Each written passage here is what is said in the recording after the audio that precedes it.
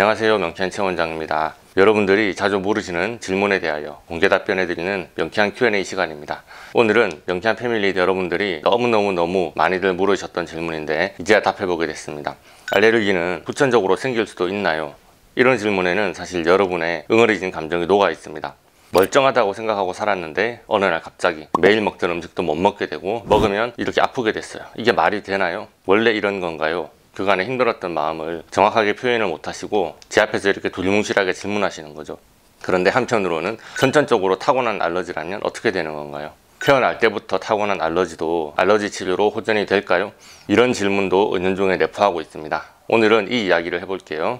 자, 이렇게 말해서 유감으로 생각합니다만 알레르기는 유전 가능성이 높습니다. 부모 양쪽이 알레르기 질환을 가졌을 경우에 알레르기가 자녀에게 유전될 확률은 70% 이상이라고 합니다. 이런 경우 그냥 어릴 때부터 전형적인 알러지 질환에 시달릴 가능성이 있습니다. 영유아 시절부터 태열이나 아토피 피부염이 시작되더니 성장하면서부터는 알러지 비염, 중이염, 천식 등으로 질환의 모양을 바꿉니다. 질환이 순차적 복합적으로 가지를 뻗습니다. 알레르기 행진이라고 하죠. 이 경우는 어린 시절부터 철 따라 환경 따라 음식 따라 알러지 반응이 악화와 호전을 반복합니다. 그래서 생활 속에서 알러지 원인 물질을 피하기 위해서 관리하게 됩니다. 식이요법도 신경 써야 하고요. 여러분들이 소위 말씀하시는 알레르기 체질에 해당된다고 볼 수 있어요. 성장하면서 체력이 좋아지면 서서히 호전된다는 의견도 많지만 선천적인 알레르기 체질을 가진 환자분들 중 증상이 잡히지 않는 다수는 성인 알러지 캐릭터로 고착화될 가능성도 높습니다. 저는 타고난 알러지 체질에 해당하는 것 같습니다. 제 사주팔자에 20살 이후가 없더라는 말을 들으며 가슴 졸이며 컸습니다. 하루에도 한두 번씩 뻔질나게 병원을 들락거렸고 어머니는 제가 20살 전후에 뭔 일이 날까봐 그렇게 걱정 근심하며 업어 키우셨습니다. 저도 어머니도 그 당시에는 잘 몰랐지만 이제 와서 생각하니 국민 약골 수준의 제 병치레는 99% 알러지로 인한 것이었고 그 덕분에 저는 알러지를 치료하는 한의사의 길을 운명적으로 선택하게 된 것이 아닌가 생각합니다. 그런데 알러지 질환을 가진 환자분들만 골라서 진료하던 중 알러지 질환이 유전적인 소인으로만 발병되는 것은 아니어서 오늘 이 영상을 찍고 있습니다. 명쾌한 패밀리들 중 이렇게 선천적으로 알레르기를 타고난 캐릭터도 정말 많지만 비율을 따져보면 반반쯤 되는 것 같습니다. 별 알레르기 증상이 없이 태어났는데 갑자기 알러지가 생겼고 아주 큰일이 벌어졌으니까요. 원장님, 저는 평생토록 한 번도 두드러기 난 적이 없어요. 그런데 바지락 칼국수 먹고 이럴 줄이야. 이 나이 되도록 수백 번은 먹었을 것 같은데요. 엊그제까지 먹던 음식을 먹고 왜 갑자기 호흡곤란으로 내가 응급실에 가야 하는지 잘 모르겠어요.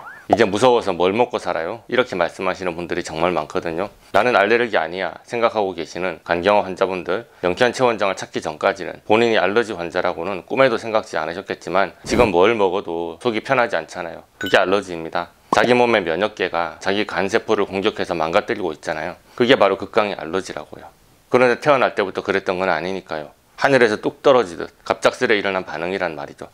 알레르기는 후천적으로 생길 수 있습니다. 그런데 갑자기 생명이 위급한 공포를 느꼈고 그것이 알레르기 때문이라는 진단을 받으시면 도대체 내가 어쩌다 왜 이렇게 됐나 그 생각이 드실 것 같습니다. 물론 태어날 때부터 그렇게 알레르기를 타고난 분들도 마음이 뒤숭숭한 건 마찬가지입니다. 그러나 내 인생이 그렇게 타고난 걸 어쩌나 생각하면 그래도 마음을 잡을 수 있을지 모르겠어요. 내가 왜 갑자기 이렇게 됐냐? 언제 무엇 때문에 이렇게 됐냐? 이 질문은 환자분들이 자주 하시는 단골 질문 1순위입니다.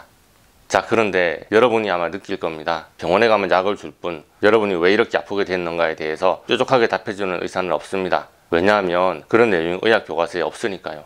이런 상황에서 내 알러지가 언제 새로 생겼냐 물으시면 명쾌한 알러지 검사를 하고 있는 저조차도 정확하게 알 수는 없습니다. 저는 지금 알레르기 검사를 해보니 이런 항목에 알러지 반응이 있다는 것을 말씀드릴 뿐이죠. 이게 언제 그렇게 된 것이냐는 사실은 초진 검사에는 나오지 않아요. 그런데 몸이 뜬금없이 아픈 것은 아닙니다.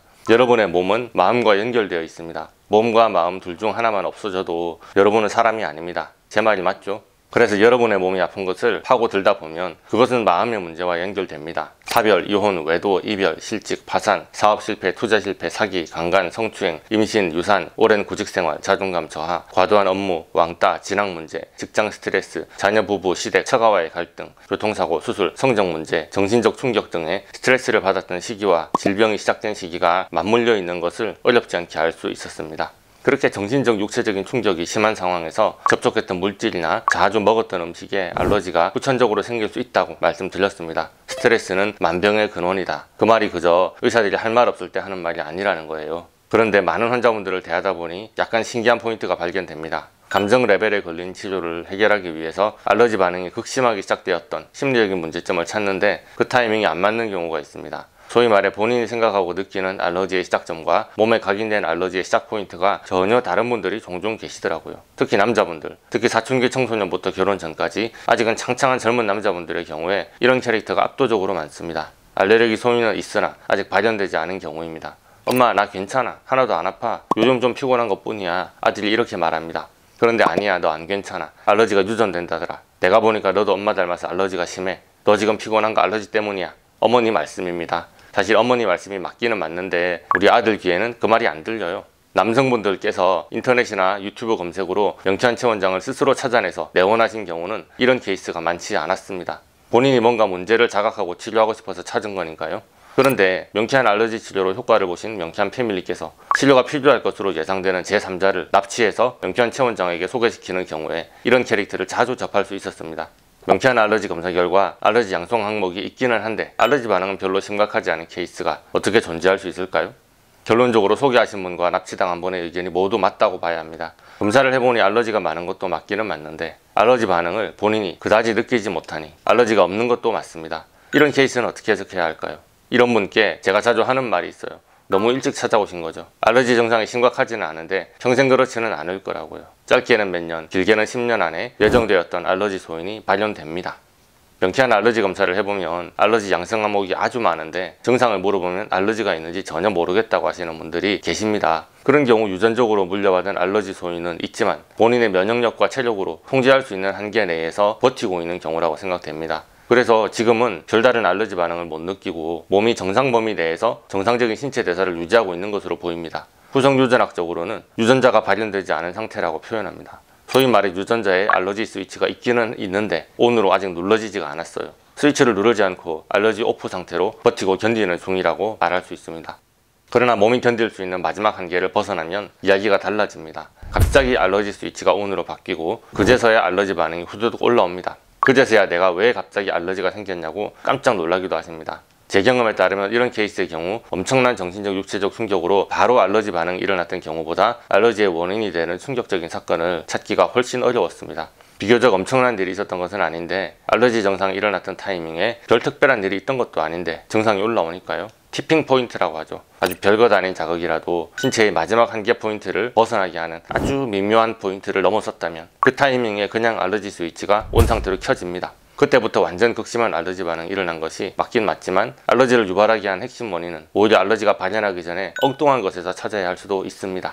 그래서 결론입니다. 여러분은 알러지가 후천적으로 생길 수 있냐, 선천적으로 타고난 알러지도 치료할 수 있냐 그렇게 물으시겠지만 명쾌한 체원장 입장에서는 두 가지가 큰 차이가 없습니다. 있던 알러지의 오프 버튼이 온으로 바뀌어도 알러지 버튼이 켜진 상태로 태어났어도 알러지 버튼이 없다고 생각했는데 어느 날 버튼이 온으로 눌러져서 상당히 당황스러웠어도 버튼을 오프 상태로 바꿔주면 알러지 증상이 가라앉을 수 있습니다. 알러지가 없었는데 갑자기 알러지가 생긴 분들, 아무리 약 먹어도 낫지 않는 분들 많이 당황스러우시겠지만 사실 알러지 버튼이 온으로 바뀌기까지 수십 년이 걸렸을 수도 있습니다. 여러분이 수십 년간 갖고 있던 소인을 신경 쓰지 않고 아무 생각 없이 방치한 결과라고 볼 수 있습니다. 그것보다는 훨씬 빨리 나을 수 있으니 당황하지 마시고요. 타고난 알러지도 고칠 수 있으니 너무 괴로워 마시고 연락 주세요. 가장 중요한 포인트는 온 상태로 발현이 시작된 알러지를 어떻게 오프 상태로 바꿀 수 있느냐 그 이야기겠죠. 오늘 말이 길어지니 그 이야기는 다음 시간에 찾아뵙겠습니다. 오늘의 영상이 도움이 되셨다면 좋아요, 구독, 알림 설정 부탁드리겠습니다. 질문 있으신 분들 댓글로 달아주시거나 네이버 톡톡으로 문의해 주십시오. 감사합니다.